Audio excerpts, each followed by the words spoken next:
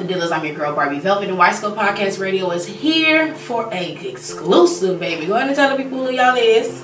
Malin Jr., That's Luxury Cannabis. Malin Senior, aka Mr. High IQ. Okay, now how did we get to it? Because we got a dad and a son here.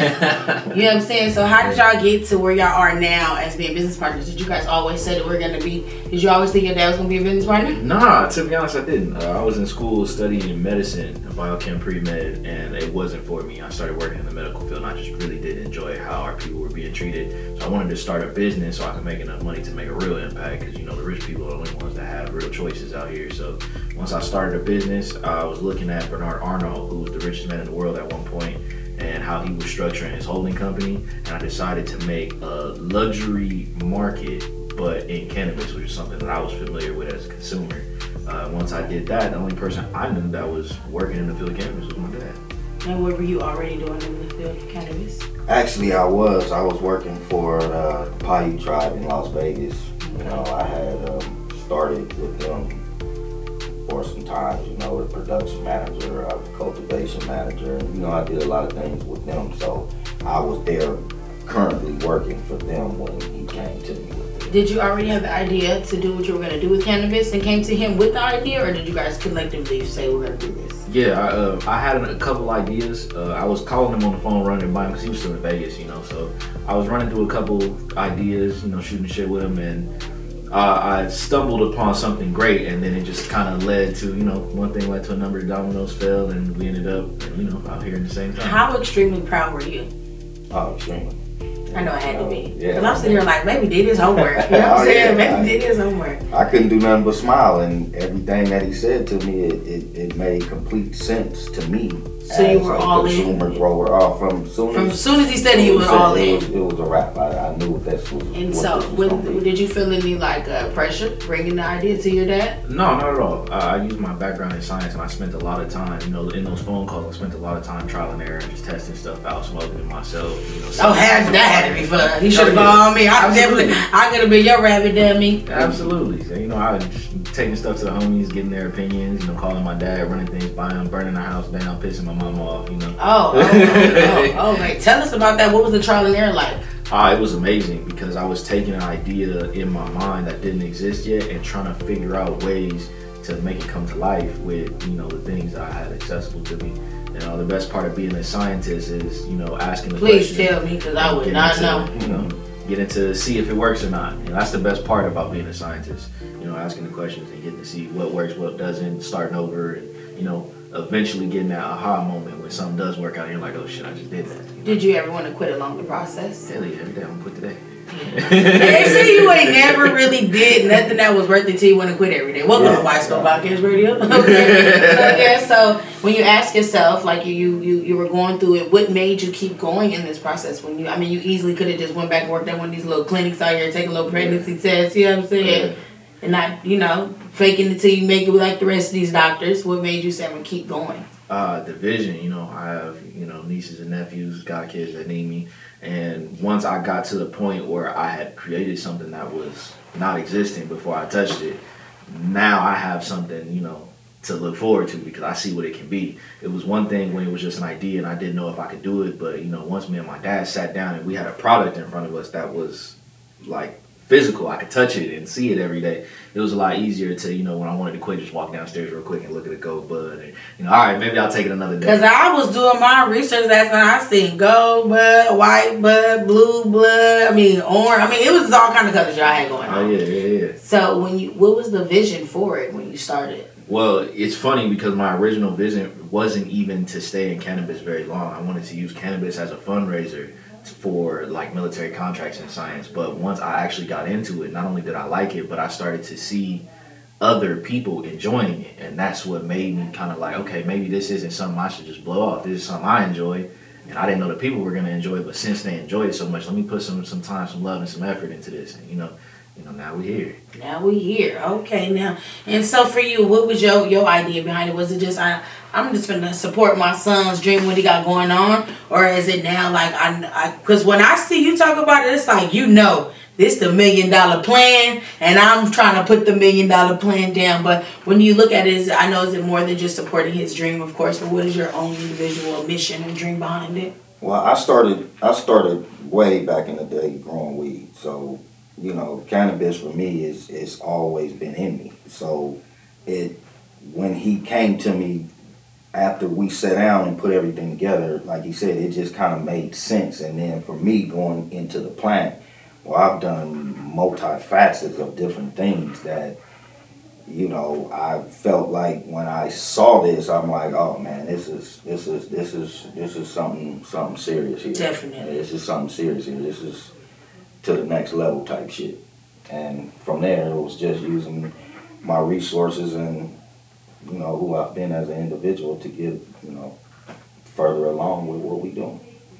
What was the best moment since you started this that made you say, I'm going to keep going with this? Like, what's been that moment of like, oh, people like my product? What was that moment? Because I've seen a lot of people try it. So what was your favorite moment? Because mine was my favorite moment. But I can't be trifling. So tell me. I think I don't have a particular individual moment that stands out to me. I really just like the feedback, you know, because it's just me and my pops. We do everything in-house. So anytime somebody calls them on the phone, it's like, hey man, I passed that weed out to somebody and they loved it. Or somebody calls them and said, man, I smoked so much last night, I was high for 3 days. That's what does it for me every time. That's my reason to keep going. It's the people that we get to touch, and you know, the people that genuinely enjoy what we do, and not just because it's us, but because they enjoy our product and they can see the effort that we put behind it, you know. What has been your favorite moment? I got 2 minutes. Okay, go on and share me some. Just see you in the hills this weekend and all that. You on cruises and shit. So, you know, tell me, because I'm still working every fucking day.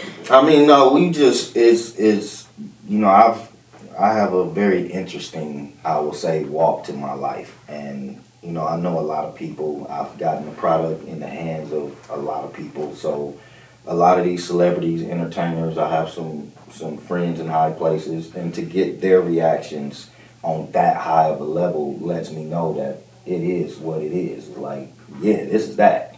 So it's just us continuing to do that. Yeah, because I have to say on record, I have tried a lot of products, don't hate me, but I really don't like zigzags. It's never really been my thing, but I told your dad when he smoked that joint with me that I could give a backwoods and smoke that. Mm-hmm. If you know, if I had to and I had to pick something, I would definitely pick your weed out of all the weeds that I'm smoking. I can say that hands down. I probably lose some friends now, but it's cool. I gotta be honest. You know what I'm saying? I gotta keep it real. And then it's beautiful on the eyes. What made you say I wanted to make it beautiful on the eyes? Well, when I was studying business, I was studying finance and management. What haven't you studied? Marketing. That's why I wanted a product that would market itself. I know that's not my strong suit, so I wanted the product to take care of that for me.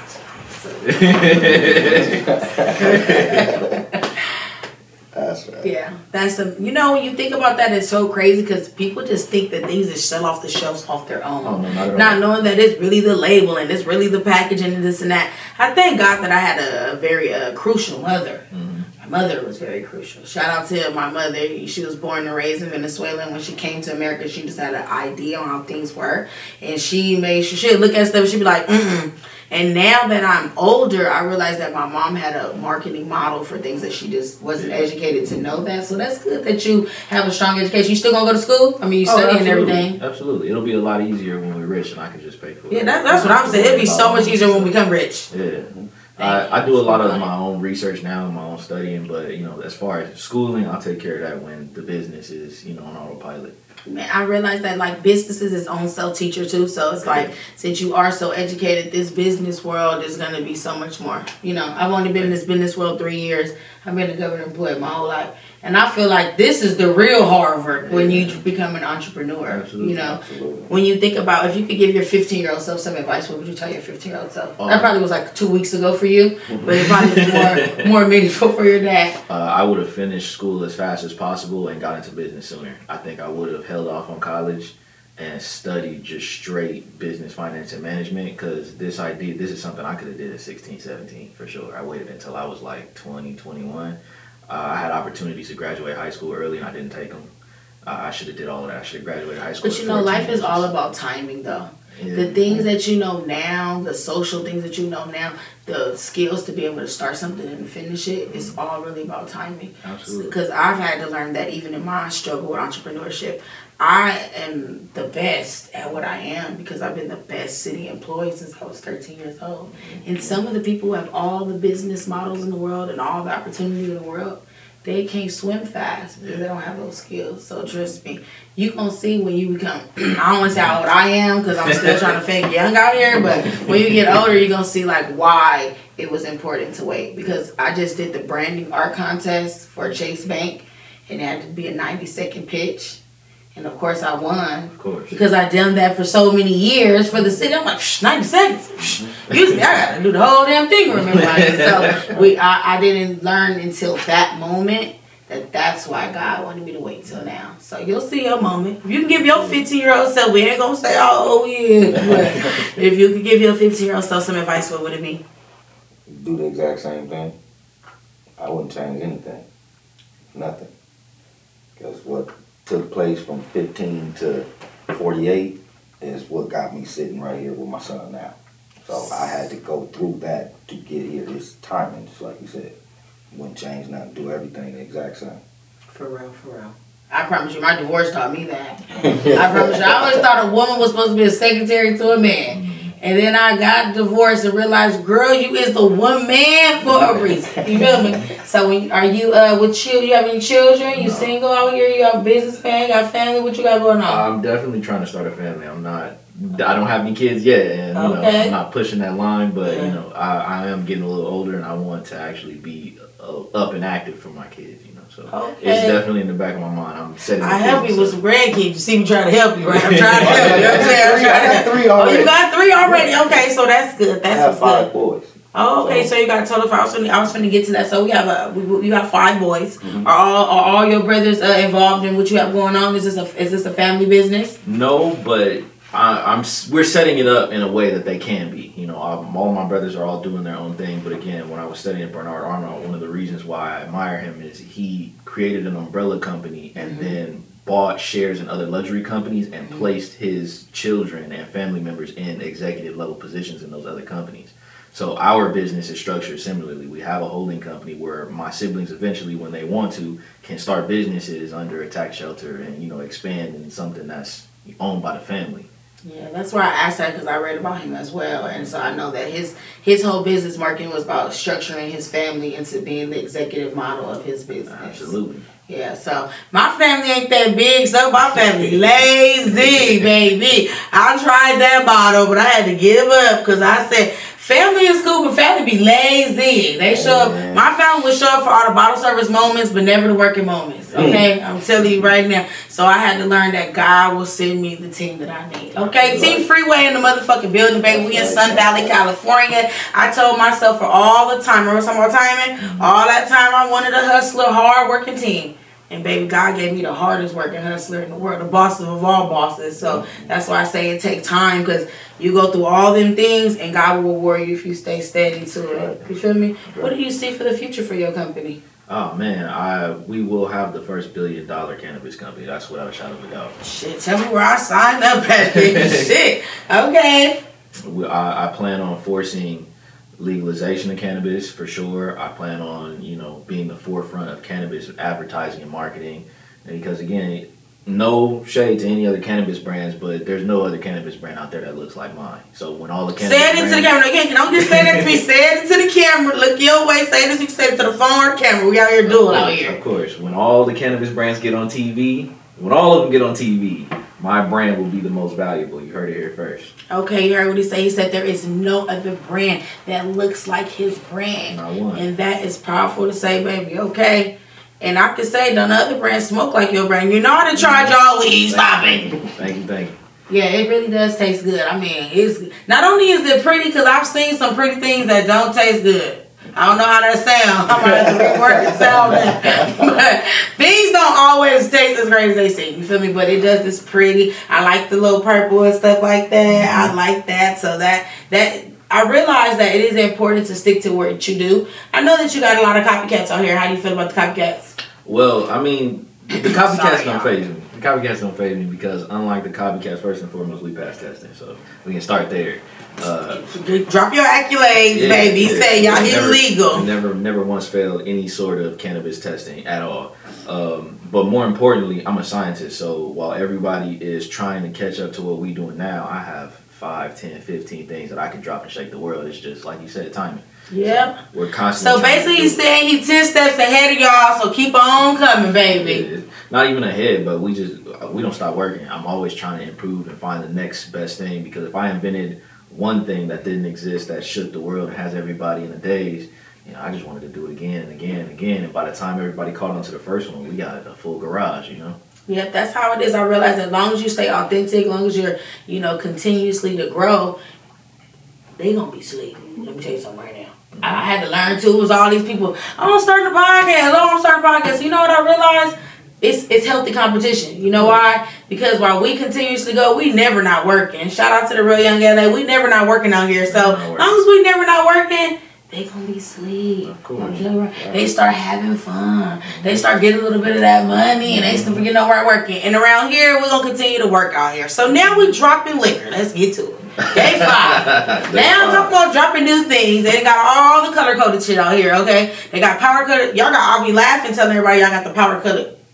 You know how y'all be doing your little Howard Davidsons. They got a little powder coated weed in here, and then now they got day 5. How we get to day 5? Day 5 started with some mutual friends, and we were able to have a conversation with Antonio Simmons out of Philadelphia. And hello, Antonio. Shout out to Antonio. And when I first tasted the cognac myself, it instantly put me in the mind frame of luxury, just like our cannabis.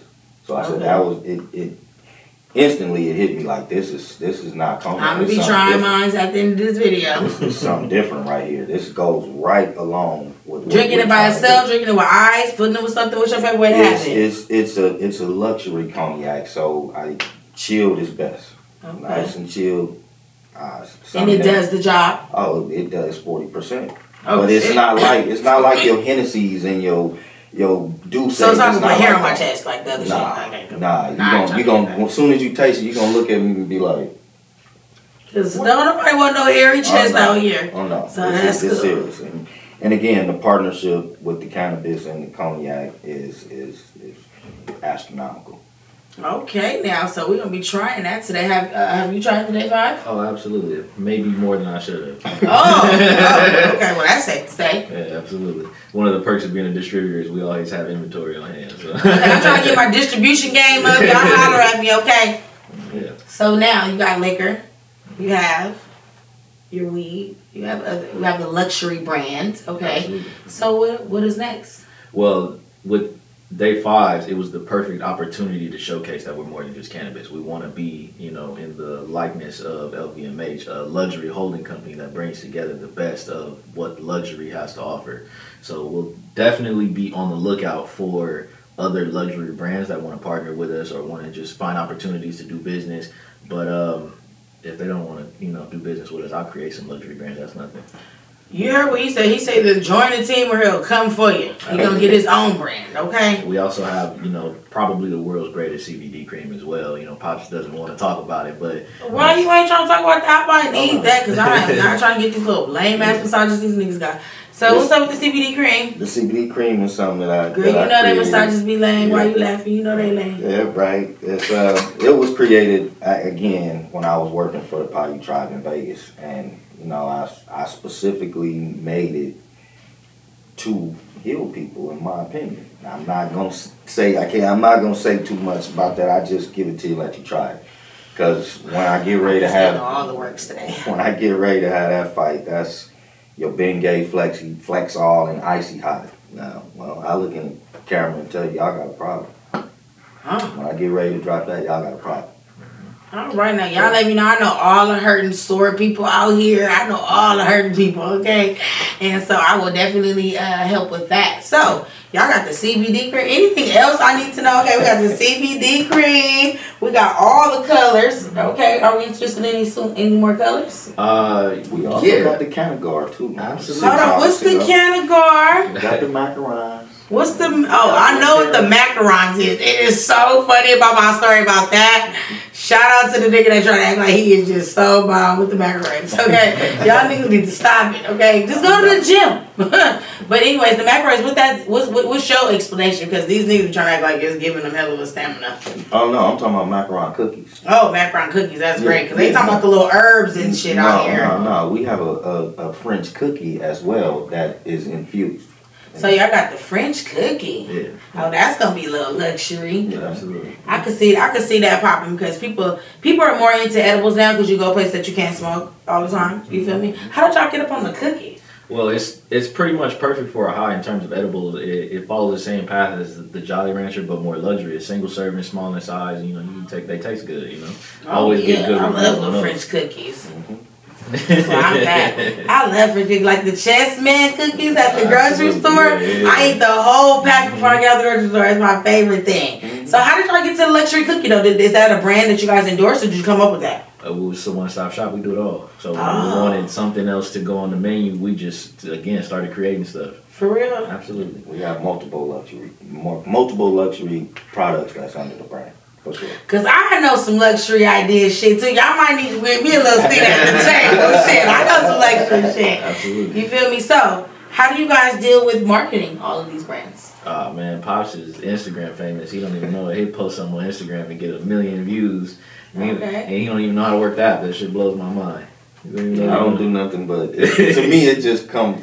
It goes about how I feel. I just do a video or something and just the song will pop in my head. I suppose it take me 5 minutes. So I don't put nothing in it. I'll be asking them, how do I do this? It's a gift. Instagram is really a gift. I ain't gonna lie. I run 17 Instagrams. Man.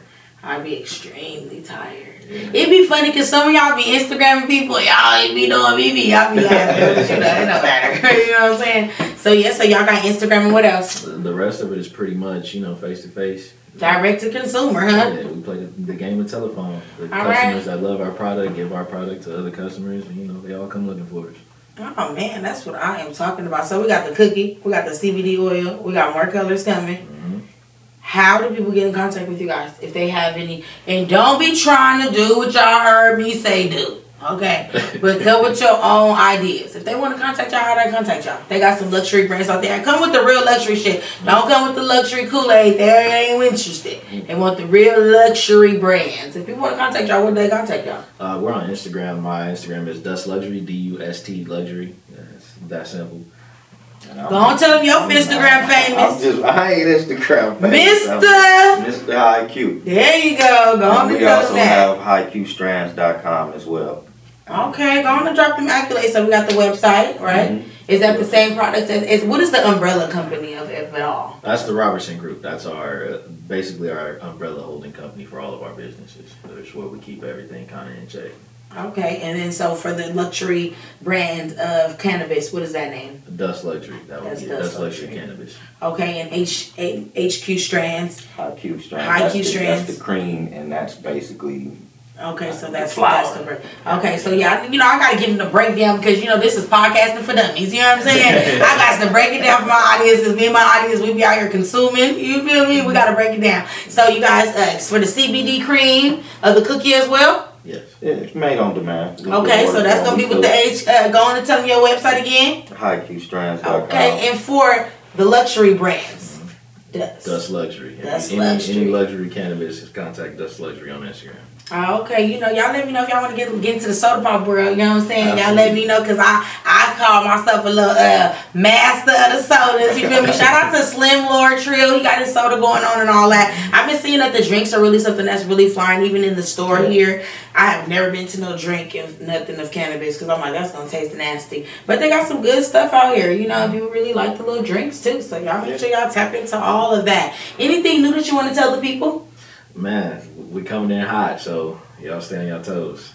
All right, y'all heard what he said. He said he coming in hot. I told your dad. I'll make sure I tell you. You feel me? This is Widescope Podcast Radio where we do everything quality over quantity. You feel me? Y'all make sure y'all tap in because we're looking for sponsors and all that because I got a new backdrop that I'm building. So y'all make sure y'all tap in and all that. I'm your girl Barbie Velvet. We are here at the Real Rick Ross, and the Real Rick Ross is not a rapper, baby. We're here in Sun Valley, California at the best dispensary. Y'all make sure y'all tap in. This is Malin Jr. And Mr. High Q. Okay, baby, and they the best. They say there is no other product that looks like their product, and it's a wrap.